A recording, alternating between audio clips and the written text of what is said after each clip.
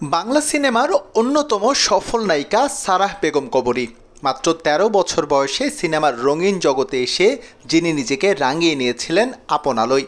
সেই রঙের ছটা তার জীবনের শেষ দিন পর্যন্ত ছিল অমলিন।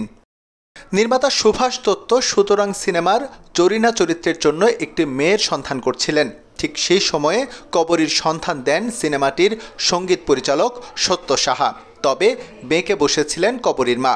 তিনি মেয়েকে সিনেমার কাজে যেতে সম্মতি দিচ্ছিলেন না কিছুতেই, কারণ কবরীর বয়স ছিল তখন মাত্র ১৩ বছর। কবরী সিনেমার জন্য প্রথমবার ঢাকায় এসে নতুন নতুন অভিজ্ঞতা লাভ করেন। তিনি বাবার সঙ্গে ট্রেনে করে চট্টগ্রাম থেকে ঢাকায় এসেছিলেন।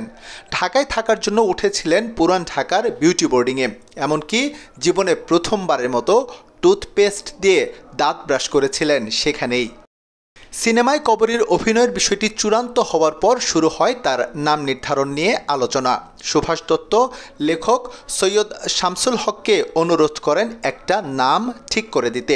এক পর্যায়ে সিদ্ধান্ত নেওয়া হয় করবী নামটি রাখার ব্যাপারে। তবে কেউ একজন বলে ফেলেন করবীর চেয়ে কবরী হলে ভালো হয়।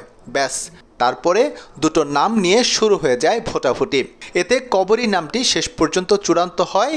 এভাবে মিনা পাল থেকে তিনি হয়ে যান কবরী।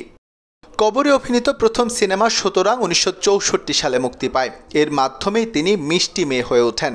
তার ক্যারিয়ারে সারেংবউ একটি গুরুত্বপূর্ণ সিনেমা। এছাড়াও তার কালজয়ী সিনেমার মধ্যে হীরামন, চোরাবালি, পারুলের সংসার, বিনিময়, রংবাজ, বধূ বিদায়, আগন্তুক, বাহানা উল্লেখযোগ্য।